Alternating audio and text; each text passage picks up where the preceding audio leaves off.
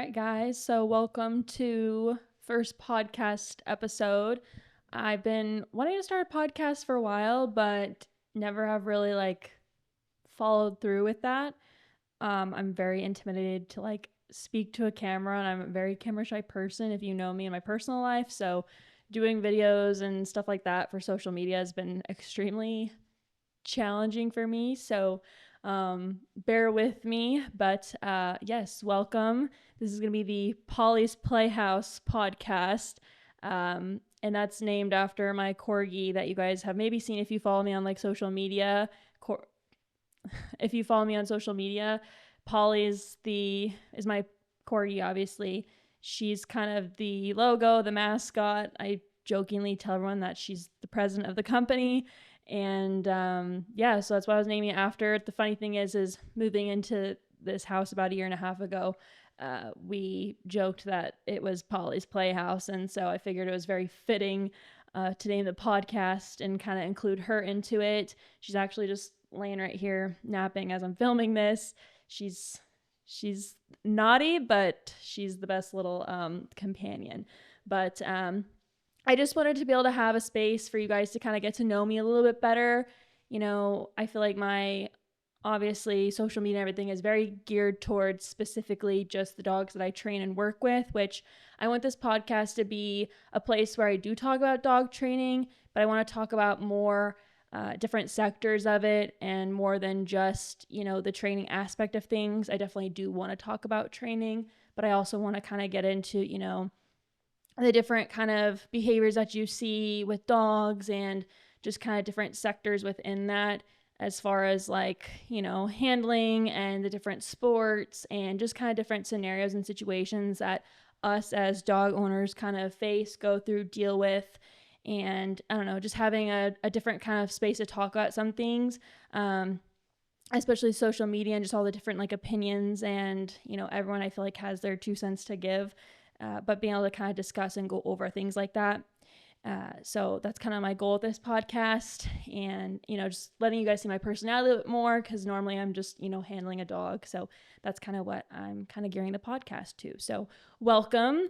I hope you guys like it, and I hope you guys stick around for future episodes. But today's topic that I want to kind of get into, and it would actually, I got this idea obviously from a personal experience, which I'll get into in a second, but I saw a TikToker, sorry to bring up TikTok, but a TikToker, her dog had recently had surgery from eating an object that he shouldn't have. He ate a toy, and she was just talking about, how bad things have happened to her dog a lot and just feeling really bad for him, and, just the stress and anxiety that comes with that. And I can relate. I talked about this a little bit if you've been a client of mine, or kind of, again, seen the behind the scenes of everything. I have a 1-year-old Malinois Udrix. He actually had an injury last year, pretty bad injury, to be honest. He broke his leg, and it was very traumatic for me. And I'm a very, I'm not gonna say I'm a helicopter mom when it comes to my dogs, but I'm very particular about my dogs. And it was just a terrible, terrible thing, and it felt like the end of the world to me. So I wanted to kind of talk about that. But he broke his leg. I was at work. This is before I had started all canine training. I was at work. My boyfriend, who does all my videos and everything, was at home. He does real estate and that type of stuff. He was at home kind of taking care of him, just because I didn't have the time to let him out and go potty every hour or whatever, because he's probably about 10, 12 weeks old at this point. So needing to go out still pretty regularly, and he wasn't fully vaccinated either. But he was out letting him to go potty. And, with Malinois puppy, they're like little alligators. They're jumping up, they're crazy. He was especially crazy, just super high drive, just, wanting to jump up, eat you, just, typical Malinois puppy things. I took him outside to go potty. He was playing with him. He pushed him kind of down away from him, and he came down screaming, freaking out. And of course, I get a phone call saying, hey, he hurt his leg. I think it's swollen. I don't know. And if you guys know, Evan, he knows things about dogs, but he doesn't, if that makes sense.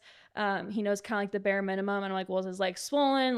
Does it look crooked? Like, what's wrong with his foot? And he's like, I think it's swollen. I don't know. And I'm like, well, he probably broke his leg if he's screaming, because if you guys don't know, but typically Malinois, they have a very high pain tolerance. Like, it kind of takes a lot for them to really show pain, just with having that high prey drive and just being super nervy. They're typically, I'm not saying there can't be, but they're typically not very sensitive dogs.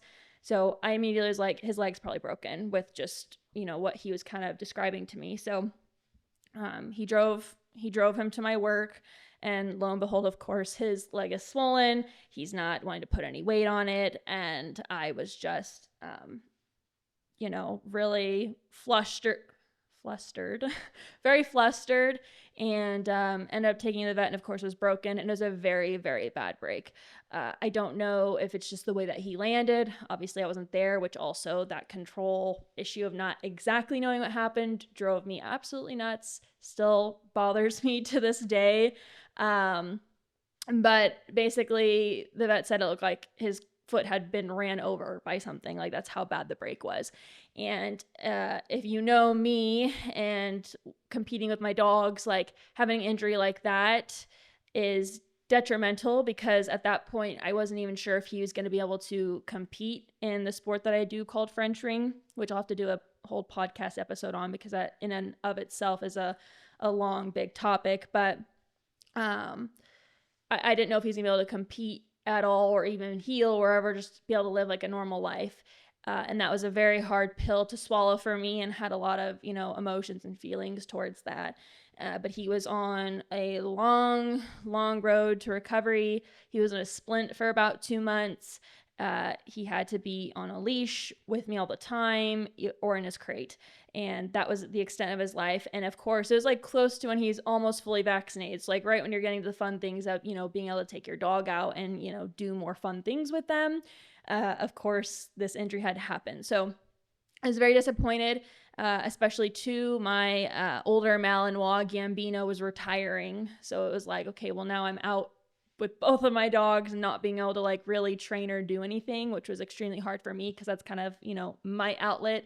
It's something that brings me a lot of joy and that I really like to do with my dogs, and kind of what I do in my free time, essentially. But long road to recovery. And, once he was out of the splint, a lot of, doing like laser therapy. If you have access to an underwater treadmill, it's a great, way to kind of help them recuperate and, being able to exercise that leg. Because I live in Arizona, and it was like 120 degrees out when he broke his leg, which I guess is nice in the fact of I was able to fill up a little pool for him and kind of walk him around in that, so there wasn't as much pressure and stuff on that foot, and really building up his strength to be able to handle pressure, because he hadn't been able to walk on it in 2 months. Like, you had to build that muscle up. But it was extremely hard. And for me now, after kind of going through that, he is the dog that stresses me out the most. Like, I do not let him play and chase a ball. I do not let him just run around in the backyard. Like, there's a lot of things that I don't allow him to do.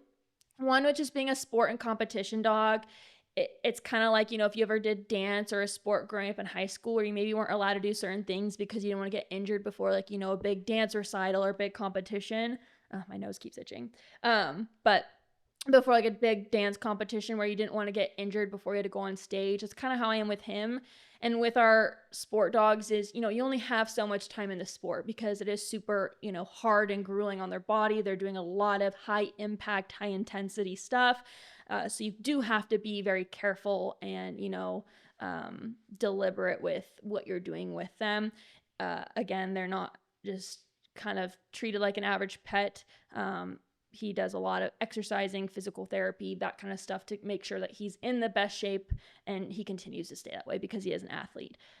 But that was extremely hard pill for me to swallow of, he might not ever be able to compete in the sport or ever do the sport because of that. So, and because of that, I am very, specific and very particular. I don't trust a lot of people doing stuff with him. I don't trust a lot of people handling him. And that's something that I kind of need to get over, because he definitely feeds off of that too, of, my anxiety. And I tell a lot of my clients that, your dogs pick up on all that stuff. And I'm sure, most trainers might have said that to you as well, if you've worked with a trainer, or if you're in a different state listening. But your dogs really do feel what you're feeling. So if you're stressed and anxious, there's a lot of dogs that are going to pick up on that more than, some more than others. But my dog specifically, and I feel like a lot of Malinois are like this, but if I'm upset, if I'm irritated, my dogs are feeding off of that. And they start to get very antsy and just kind of like, oh my gosh, all right, what's going on? Like, she's off today. So he definitely picks up on that. And that's something that I'm working on. And, with doing jumps and those types of things, I am very anxious about, him re-injuring his foot, which when I spoke with my veterinarian, he said, you're probably fine. You're more out to have a different injury than him re-injuring that foot. And he broke his front left foot. So he always kind of stands on it weird. And it's just, so used to not having that weight on for a long period of time. That's just kind of how he is now, which is something I also need to get over. If you're around me a lot too, I'm pretty annoying as far as, is he limping? Does he look okay? Like, I'm very, very annoying about that stuff. And again, something that I'm trying to kind of get over and be better about for sure. But kind of want to talk about getting more into, on top of having a dog that has injuries, is, preventative care that we should be doing, even if you don't have a dog that's doing like sport or competition.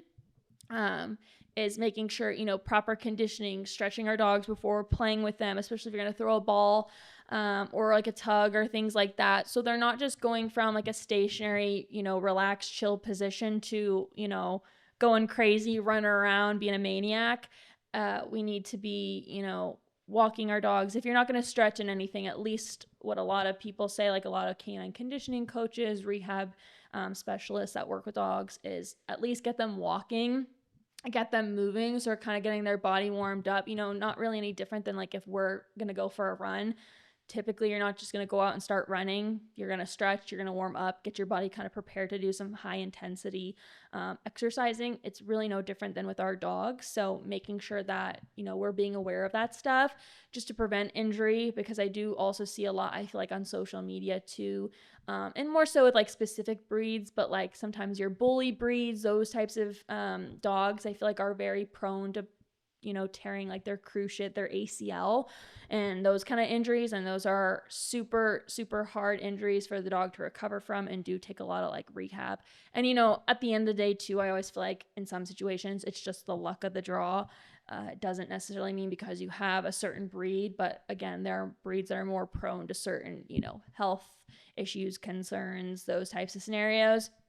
And the big thing too, I also feel like it's very important if your dog has had an injury or they've, gotten into something that they shouldn't and had to have, a surgery to remove a foreign object or whatever the case may be, is learning to forgive yourself. Obviously, we learn life lessons, and when these situations happen, we learn to kind of do better. Well, hopefully learn to do better, but also forgiving yourself, like weighing on it and always worrying about it all the time is not going to help the situation. And trust me, I was the person of just weighing on it of like, well, if I would have just taken him to work, or if Evan just wouldn't have pushed him down when he was jumping on, situations like that where it's like, you could say that all day long, but it happened. So it's important to just kind of move on and kind of continue to progress. And, obviously the more you dwell on it, nothing's going to change. So doing something that you can change and, make better in the situation. So,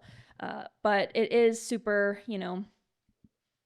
not fun having a dog have an injury. And also to the financial side of it, of if they need surgery, the rehab is not, a cheap thing.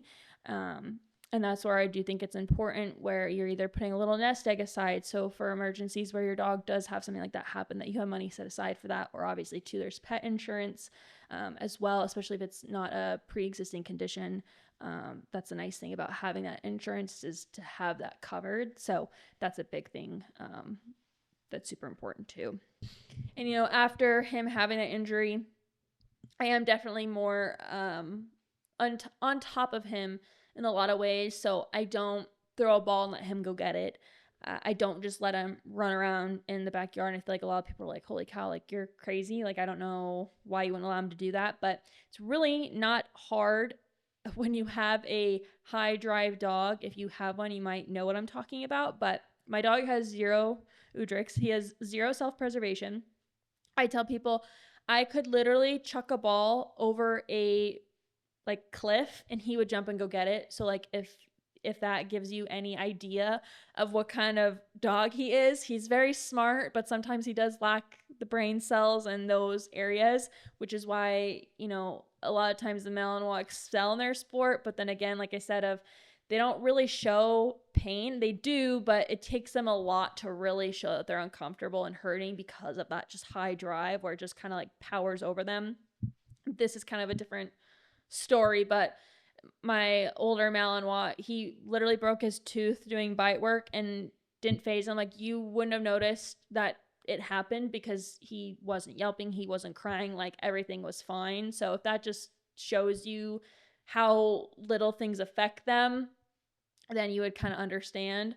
Um, but yeah, he doesn't have that self-preservation, so that's where I do have to be a little bit more of an advocate for him and limit some of the things that he's doing to prevent some of those injuries. He's a very fast, goofy dog, so he'll run around and slam into me like he's just all or nothing, and you know, being very on top of him with those things. But it's a learning lesson. It's hard, you know, stuff happens, and you know, unfortunately I feel like with our poor dogs, it's they end up paying the price in some of those situations. But yeah, that's kind of what I want to talk about. And you know, in the comments, um, I'd love for you guys to, you know, share if you've ever had any situations like this with your own dog, or if you can relate, or what your kind of story is with whatever injury or something crazy that happened with your dog. But I think it's more common than we all think. Again, I feel like I've seen on social media within the last year, and maybe it's the algorithm listening to me, but I will see you guys in my next video. Bye.